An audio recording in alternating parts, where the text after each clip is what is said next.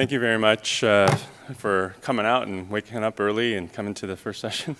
I know it's tough, especially to come to a talk like this where it's spine bundling, and hopefully it's not going to be as painful and onerous to listen to. So is it our future? And that's what I'm going to be talking about. So these are my disclosures. So my vision of the future was like this, really clean and futuristic. We're flying cars, going to Mars, things like that. And whenever I think about bundling, I think about this dystopian future where there's zombies roaming around, and we're just trying to just eke out an existence. And so that was my idea of what bundling would be. But I wanted to see, well, okay, what is it really? So bundle payment, so the BPCI initiative was brought about by ACA, which was signed by President Obama in 2010. And the effect of it was to change the fee-for-service system for Medicare to a bundle payment that theoretically will then align incentives for hospitals and providers instead of providing fragmented care that's based on quantity, not quality. So the Center for Medicare and Medicaid Innovation was created, and their BPCI was then developed to test innovative payment and delivery models so that they could reduce expenses and enhance quality. And so the payments were based on financial and quality performance accountability. So now there's the BPCI Advanced, and this qualifies as an advanced alternative payment model. So if you participate, if you hit the quality measures, you can get a 5% incentive payment to kind of help to incentivize you to actually participate in the program. And ultimately, all groups, ACOs, all large groups will have to be participating in some form of alternative payment model, APM, and so it'll become where it's mandated.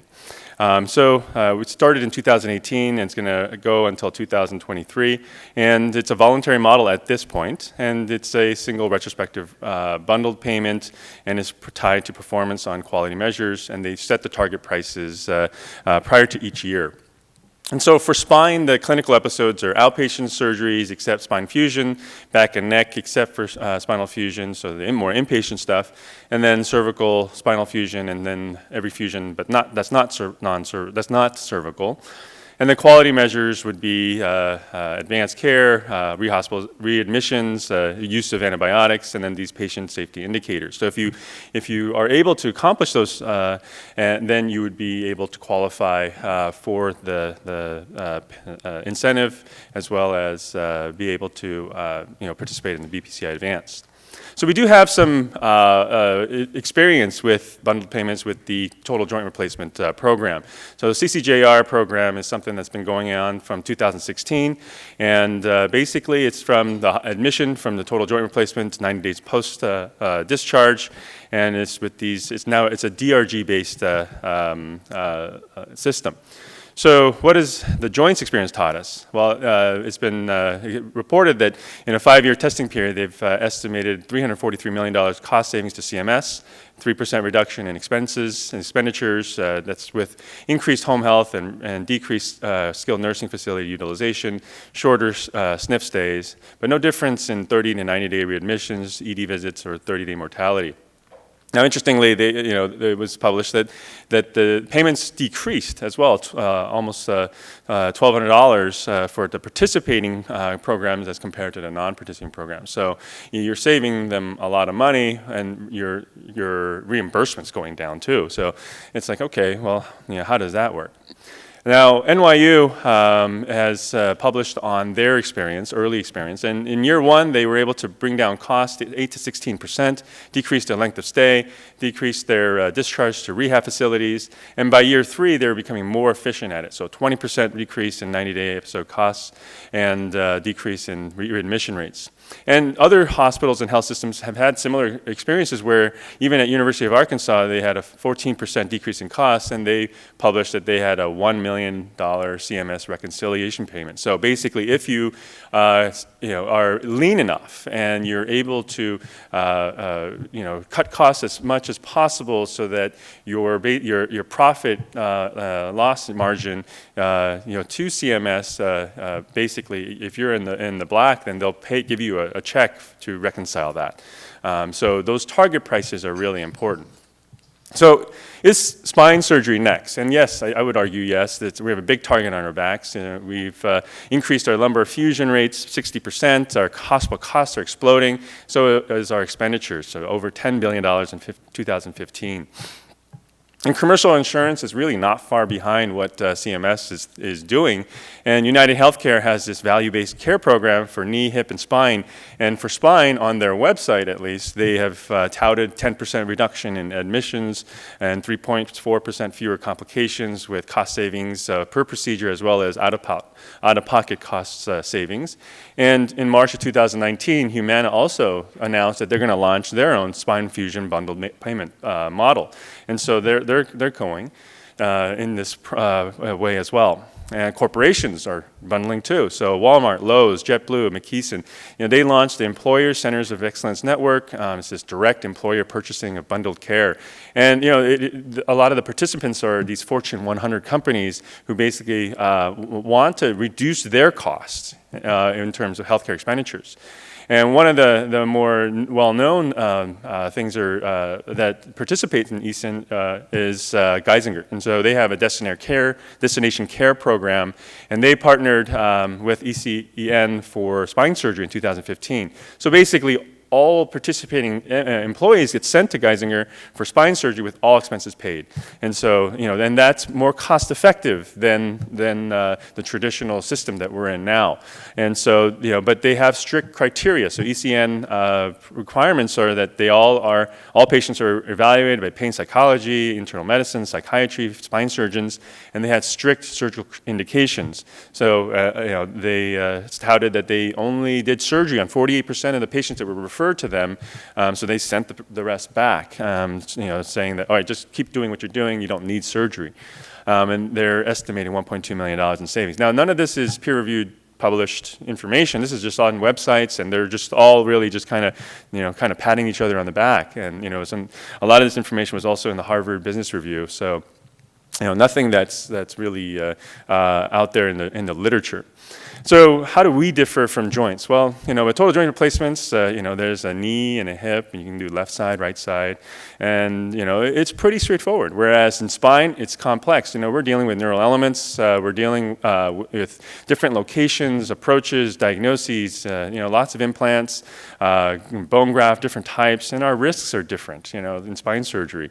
So there's a reason why I didn't go into joint replacement. And there's a reason why I went into spine. So it's a mixed bag. We can do MIS surgery, we can do ambulatory surgery, we can do complex surgery. It's well published that complex surgery has high complication rates, and so then that increases our costs, not just from the hospital standpoint, but implant standpoint.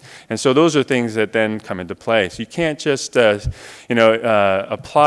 one rule to all of spine surgery, because we're more complicated than just total joints. Now, even our coding is complicated.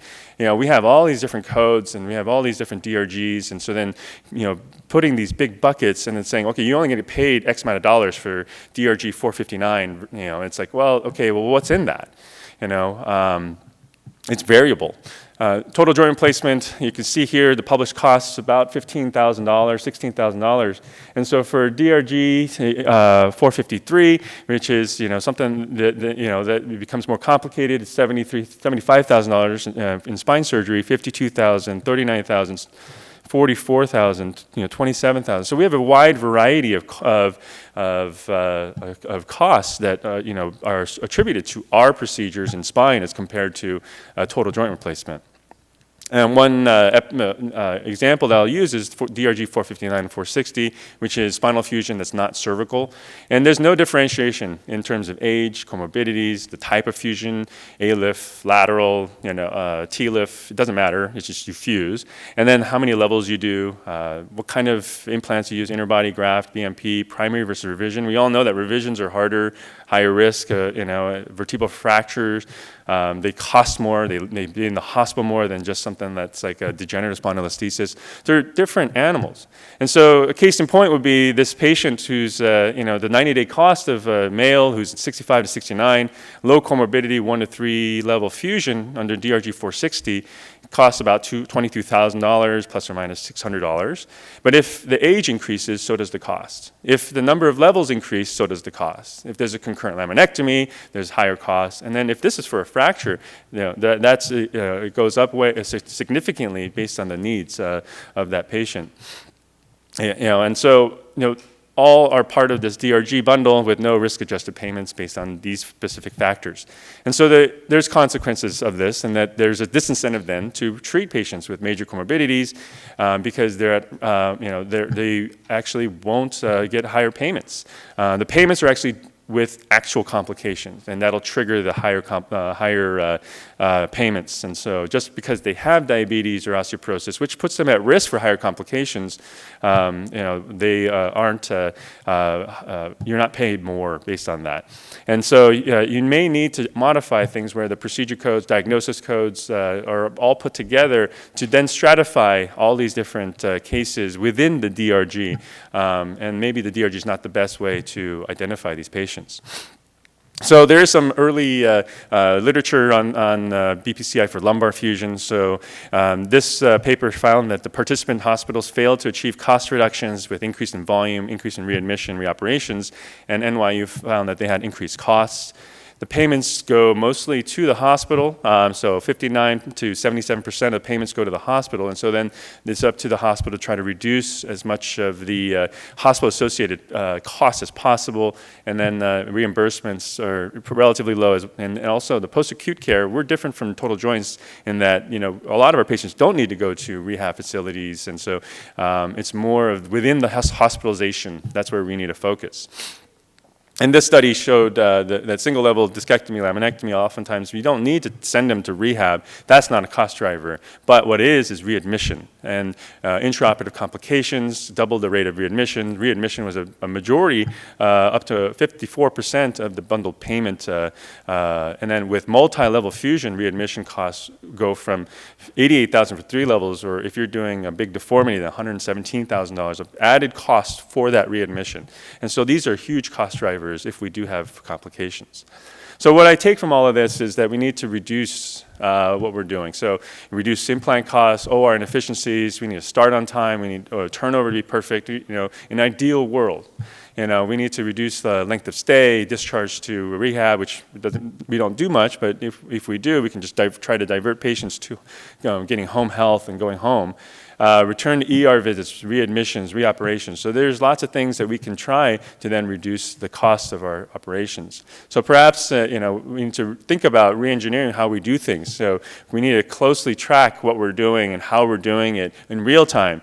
Integrate PROs into our EMR so we have an idea of what, how the patients are doing. And then, because we're going to be judged on that as well for these payment models. And so, and then we need to improve our efficiency and reduce costs, understand what our costs are truly. So then we need to have transparency with our hospitals, with our ASCs. It's like, okay, well, this is how much, your surgery is costing relative to, the standard or the mean. Then, so how can I change that and improve upon that? And so ultimately, we can improve patient care and improve our techniques and processes and understand our impact to the patient, hospital, and healthcare system so that we can be in this utopia. And I think that we need to try to strive for that because spine bundling is coming. It's just how are we going to get there? And we need to be able to dictate for ourselves how that's going to happen instead of just translating their total joint replacement experience to the spine experience, which is it's completely different night and day. All right, thank you.